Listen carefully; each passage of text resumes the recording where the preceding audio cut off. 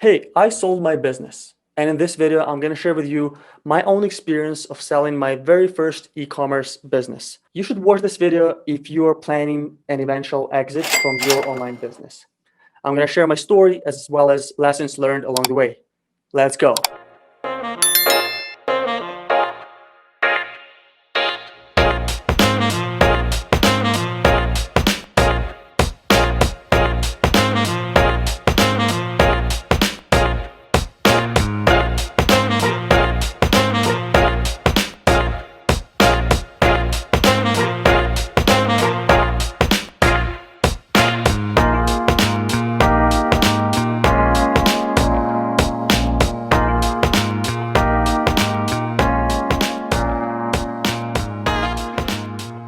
Alright, here's a quick summary of my story for those of you who don't know me yet. In 2016, I started researching online businesses. I've learned about Amazon FBA and I started looking for my own niche. In late 2017, while still working my 9-to-5 job, I had my very first sales on Amazon.com. In 2018, I lost over 35 grand USD due to a huge product quality issue, which led to being out of stock for about 5 months. Shortly after, I lost my day job. Then I lived off of unemployment insurance, Airbnb revenue from renting out my own home, and food delivery gigs. Then I developed a proper quality inspection process and placed a new manufacturing order. Then I sold my townhouse to pay for the new inventory. Then I flew to Southeast Asia to fulfill my dream of living the digital nomad lifestyle. In 2019, I up-leveled my game with mentorships and a mastermind group, which led me to launching 10 more products. In 2020, I listed my business for sale. In late 2020, just a few weeks ago, I had $500,000 USD cash deposited to my bank account. So what was the business? I built a travel home decor brand with Amazon FBA being the primary sales channel. I created unique design travel maps or scratch-off maps of the world and the United States National Parks map, all copyrighted. Here's one of them. There was one product line, and another product line was magnetic poster hanger frames. You know, the kind of frames used to hang posters by clipping 2 wooden bars at the top of the poster and another pair of wooden bars at the bottom of the poster, just like the one behind me. They are super minimalist, versatile, and they work great for the maps. The maps are made in my home country, in Ukraine, and the frames are made in China, okay? I entered this market in 2017 when it was fairly mature, and all Amazon gurus were saying, do not get into saturated markets like scratch-off maps, just don't. And I had a ton of competition, mostly Chinese-made, low-priced, low-quality competition. I crossed 600K in sales in the trailing 12 months prior to the sale, and the trend was very positive. Actually, the very best month I've ever had was December 2019 when I crossed 150K in sales revenue in 1 month. Actually, this December, the business has already surpassed that number and it's not even the end of the month. Well, it's not my business anymore, but I thought it'd be fun to mention. Okay, a few more facts that may help someone who's actually playing the Amazon game right now. I've built a decent-sized travel community on Facebook specifically for this brand. We had well over 6,000 members at the time when I passed it on. Most of these people were American and Canadian travelers who have already purchased at least one Travelization product in the past. I had 12 SKUs in total at the time of the sale, with 3 more frame variations on the way from China.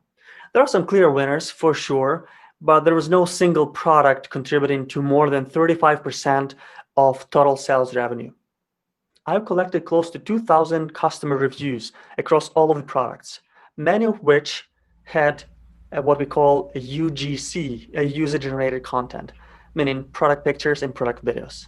And everyone who sells on Amazon knows how big of a deal reviews are, how important of a currency it is when it comes to converting visitors to sales. And quick note there, those are predominantly real customer reviews. No way, that's BS. How do you get real customer reviews these days, right? Well, the answer is you create insanely high quality products for a fair price and you follow up with a world-class customer service, which ultimately leads to a raving tribe of fans who want to support your journey. That's the secret. Plus all other goodies, just like top quality product images, hundreds of positive seller feedbacks, a seller account with all the healthy stats, a good looking storefront, EBC or enhanced brand content, or the A plus content with our brand story on every single listing. Cross promotions like 8 virtual bundles for products that work well together, as well as discounts for buying multiple products from my brand. Then product videos. I uploaded them to the listings and also used for Amazon pay-per-click campaigns. Very profitable. Amazon posts with hundreds of engaging posts, NARF program, standing for North American Remote Fulfillment Program, which is basically an ability to sell in Canada and Mexico from the United States fulfillment centers. Product inserts in every single product, and all of these inserts encourage people to join my online community. My margins were ranging between 22% and 43%, depending on the product. I'm sure everyone's curious. And an average month was around 55 grand a month in sales. That's prior to the sale of the business. Now it's much higher. And my broker used average monthly profits to calculate the sale price. But in terms of TTM or trailing 12 months of profits, I sold it for 335x. This is probably an average multiple for an Amazon FBA business. And I'm sure there are some other things that I forgot to mention. So ask me in the comments below and I'll make sure to reply to you right there. So why did I sell it, right? Well, number one, my gut feeling. And it's not that I think that the business is not going to continue the growth or that profitability is not going to be there. In fact, the last couple months, this business has made more money per month for the new owner than it has ever made for me while I still own the business. I will not be surprised if in a year from now it's going to be $1 million business.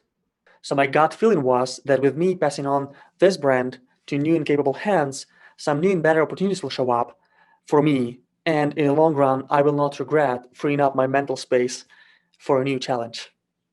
So was it the right time to sell? I don't know. Based on the last 2 months, if I were to sell it now, I'd get much more for it. But I decided to follow my intuition as it has served me well over the years. Second, the first business sale is quite a milestone for any entrepreneur. Not to say that if you didn't sell a business, you're not a true businessman. No, but for me, it was a proof of concept. It gave me a tangible confirmation that what I've been working on so hard has some value. I built an asset that other people wanted. Heck, I was in a bidding war, and the highest bidder got my business. It felt great. Now, with this experience, I feel like I can do even more impactful things moving forward. 3, even though the business was fairly passive at the time of the sale, I now have a lot of weight lifted off of my shoulders that I didn't even know was there. You know, when you run a business day in and day out, it pretty much fills your entire life and eventually it consumes your creative energy. That's where I was at. So who buys businesses? In short, private equities and private individuals. Given my business valuation was under $1 million, I did have some interviews with private equity firms, but I had a lot more interest from private individuals. You know, people like me and you who want to work from home, make decent money, and take advantage of the boom that's happening in the e-commerce world. In my case, the buyer is an American of around my age with family members who have co-invested. A really nice person with a growth mindset that I can easily see translate into long-term business growth, and that's what I was looking for. It was very important for me. I wanted to pass this business on to someone who take a very good care of my customer base to further grow the brand to a multi-million-dollar mark. And here's what the buyer told me when I asked him, why did they buy my business over so many other ones listed on the market? 1, product business quality. The review ratings across all your products are fantastic. This is a huge factor in continuing to make product sales, obviously. But it also told me as a buyer that you take quality and customer experience very seriously. 2, brand building. Your product images, website design, store design, and product design really build a strong brand image and identity. And 3, profitability, age, and simplicity. I saw incredible and consistent year-over-year sales and net income growth without an excessively large SKU count or a ton of operational complexity. So this is the actual feedback I got from the buyer of my business. Now, here's something I have to share. I am a recent immigrant from a very simple background. I'm sure you can say that English is not my native language. The business is in the United States and I'm in Canada. It was a one-man show. No one invested in my business. Barely anyone believed it's going anywhere at all. I worked a corporate job for the first 1.5 years starting this business until they asked me to leave. And I was making an average Canadian salary. If what I've been able to achieve sounds awesome to you, then you can do this too. Actually, you can do better. I know the two people I grew up with, selling a business for $500,000 is a huge success. My parents probably have never made that much money in their entire lives. Yet, to me, it doesn't really feel like a big deal anymore. People I strive to be around build even more impactful businesses. And it's not that I'm trying to put myself down, no, but I just feel that I'm only starting right now. And there are truly no limits to what one can achieve. It's all in your head, my friend. It's all in here. Okay, Andre, I run an e-commerce business and I'd love to sell it one day. So what should I do to ensure that I have success selling it? Great question. Here are 3 things you should note if you're planning to sell your business. 1, set an ambitious goal. At the time of me committing to sell the business, it wasn't doing that well. My hand was shaking when I was writing down that I will sell my brand for $500K US. How much do you think I sold it for? To my surprise, purchase price minus broker commission plus pre-transfer revenue plus inventory amount due to seller equals $500,238.05. Taxes still to be paid, but again, it's $500,238.05. Not $499K, not $501K. It's effing $500,000. How precise is that? Magic, right? Set a goal to sell it for at least $1 million and reverse engineer the entire process. How many products? What margins? How much profits per month? You will start to think and act like the owner of $1 million business. And with the right mindset, you will get there. Even better, set a goal to be 5 million or 50 million. Heck, there are no limits. It's all relative to what feels achievable to you right now. At the time of me writing down a 500K goal, that was the max I thought is achievable for me. Not anymore. Not anymore. 2, optimize your business for an exit. Watch your numbers. Put your books in order. It's critical. And do everything you can to show a positive trend in your monthly sales and profits. When you optimize your business, you will be surprised how much better your business becomes for yourself. When I started looking at my business from a buyer's perspective, I actually started questioning the idea of selling it as it was getting so much better. It was a great business to keep. So even if you end up not selling it, this approach will force you to improve your business beyond your own expectations. Okay? Now, number 3, pick the right broker. So talk to multiple online business brokers just to determine if it's the right fit for your own exit. I talked to 3 brokers about a year prior to selling it. I wanted to reverse engineer what targets I need to hit to sell my business for at least 500K. How many products, how much in profits per month, etc., etc. That was super helpful, and I recommend you do the same. Then I worked with one broker that did not land me a good deal, so I switched to a different company. I ended up selling it with Empire Flippers that I can definitely recommend. Tell them that I sent you, they know me well, or just message me and I can connect with the person who dealt with my sale. Reasons for my success. 1, long-term vision and being happy on the way. I didn't really start this business with a goal to sell it, but I did like it as an option. You can't really sell service businesses usually, but transferring ownership of a physical products brand is doable. People do this, right? I like that. But I truly enjoyed building this business. I enjoyed the everyday grind, all the ups and downs, and I truly believed in the good of promoting global citizenship with my product line. That was my big why. And my long-term vision led to an obsession with product quality and a world-class customer service. That was my secret. 2, focus on the customer. I focus on the customer my brand is serving, and therefore I build long-lasting relationships. And that thing matters. That will set you apart. I watch my competition, but not from the angle, hey, the is making so much money, I gotta kill this guy. But more from the angle of, can I learn from them in order to serve my customer even better? at the end of the day, we're all working towards the same mission. And I treated my competition more like-minded friends, because that's what they really are. But my main focus was always on delivering more value for my community of minimalists, adventurers, and world citizens. It worked. 3, consistency and persistence.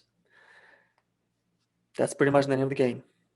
1% better every day and not giving up when the going gets tough.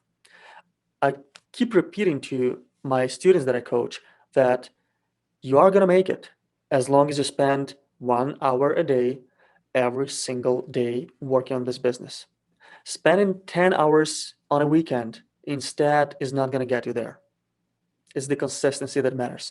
You got to be there for your customers or your team every single day until you don't have to. Simple. 4, mentorships and mastermind groups. I really can't say enough about the value other people brought into my life on this business journey. I just wouldn't be where I'm at, or even close to, if I try and did everything on my own. I mean it. And I always look up to people who are already where I want to be, and people who are working towards their audacious goals just like I am. Your network is your net worth. It is true. And you are really an average of the 5 people you spend the most time with. If you are part of my Limitless Entrepreneurship group on Facebook, you will be in my close circle for all the business and investing discoveries I make, useful resources I find, important news and announcements, as well as updates on my own journey. It's currently free, but I am very picky about who I let into that group. I also coach, but only people with aligned values and only people who have already started selling online, because there's so much more ROI if you're already on the path. But hey, feel free to reach out. I love hanging out with other entrepreneurs, and I'm happy to answer any questions you may have about selling an online business. And I can also connect you to my person at the Empire Flippers, or simply use the link below to fill out all the information they need to get you an estimate on your business valuation, basically how much you can sell your business for right now. And if you think this video is going to be helpful for someone you know, do them a favor, share it with them. I'd love to hear what your journey as an entrepreneur looks like and where you're headed next.